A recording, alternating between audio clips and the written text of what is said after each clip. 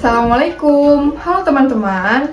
Kami dari kelompok 5 akan menjelaskan tentang program sederhana, tentang implementasi inheritance dan juga enkapsulasi.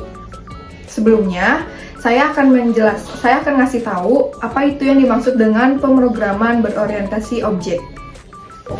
Nah, yang dimaksud dengan PBO itu adalah cara ngoding yang nyusun perintahnya itu menggunakan objek-objek. Kalau di pemrograman biasanya itu mereka urut terus langkah per langkah. Sedangkan kalau di PBO itu kita fokus ke objek yang punya data dan perilakunya sendiri. Nah, kita ambil contoh nih, misal kita punya objek benua.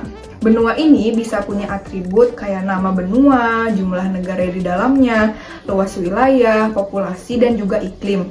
Terus, kita juga bisa kasih dia metode atau fungsi, misalnya nama benua, info benua, atau deskripsi umum. Jadi, tiap objek itu bisa ngurus dirinya sendiri, seperti itu.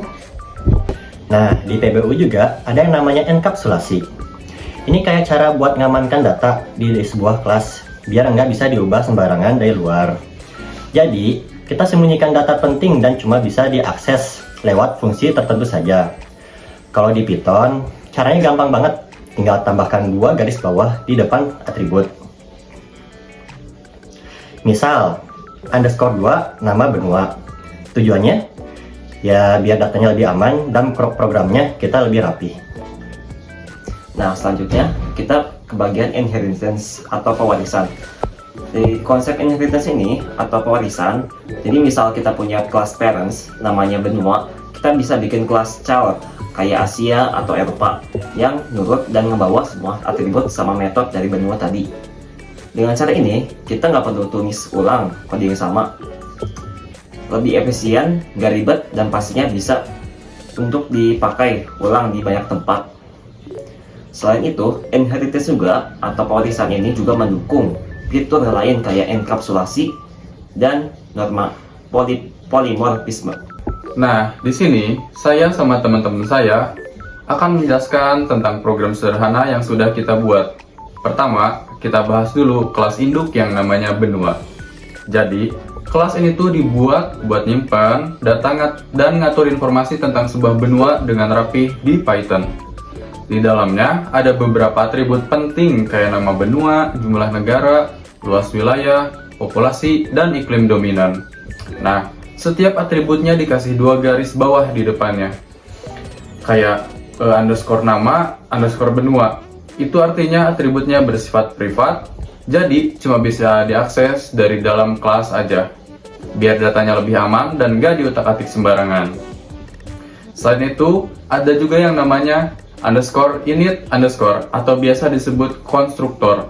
Fungsinya buat ngasih nilai awal ke semua atribut tadi waktu kita buat bikin objek baru. Intinya, biar datanya langsung siap dipakai dan lebih terstruktur. Jadi, poin pentingnya gini. 1. Kelas ini ngatur data tentang benua secara rapih dan terstruktur. Atributnya lengkap, contohnya nama, jumlah negara, luas populasi, dan iklim dominan. Semua atributnya privat, dan underscore init yang tadi kita pakai itu dibuat buat ngisi data awal waktu objek dibuat. Nah, sekarang kita lihat bagaimana cara membuat objeknya. Di kode ini, kita bikin objek Indonesia dari kelas negara. Waktu bikin objeknya, kita isi dengan parameter kayak begini. Nama underscore benua sama dengan Asia. Jumlah underscore negara sama dengan 49. Luas kilometer persegi sama dengan 44.579.000. Populasi sama dengan 4.600.000.000. Iklim underscore dominan sama dengan tropis dan subtropis. Nama hashtag, nama underscore negara sama dengan Indonesia. Ibu underscore kota sama dengan Jakarta. Bahasa underscore resmi sama dengan bahasa Indonesia. Daerah underscore khas sama dengan Bali. Makanan underscore populer sama dengan rendang. Nah, setelah bikin objeknya, kita bisa panggil metode-metodenya satu-satu pakai format seperti ini. Misal objek, titik, metode, kurung buka, kurung tutup. Nah, contohnya bisa dilihat dari video dari di bawah ini. Info underscore benua, tutup buka, tutup kurung. Buat nampilin info tentang benua Asia. Selanjutnya ada info underscore negara, tutup buka, tutup kurung buat nampilin data tentang Indonesia. Selanjutnya, tampilkan underscore kepadatan, tutup buka, tutup kurung buat dilihat kepadatan penduduk. Selanjutnya, ada sambutan, kurung buka, kurung tutup buat nyapa dengan gaya khas Indonesia.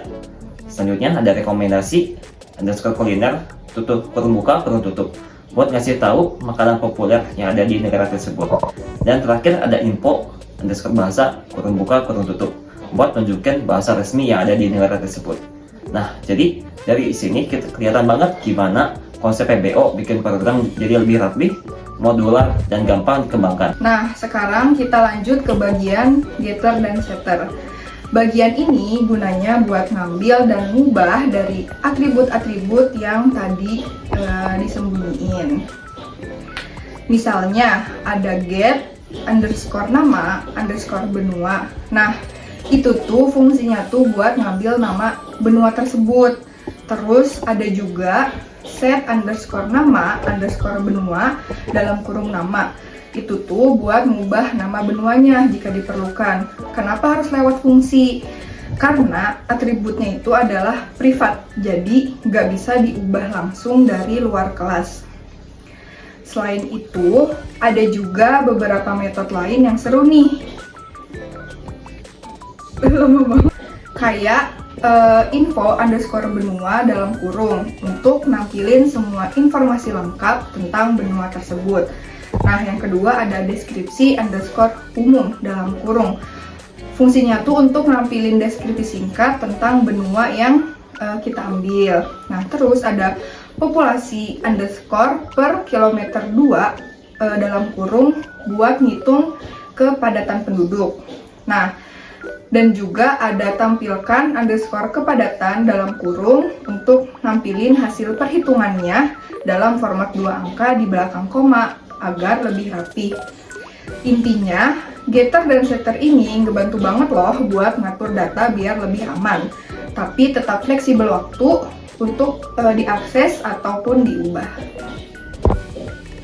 Nah, sekarang kita masuk ke kelas anak atau kelas turunan yang namanya negara.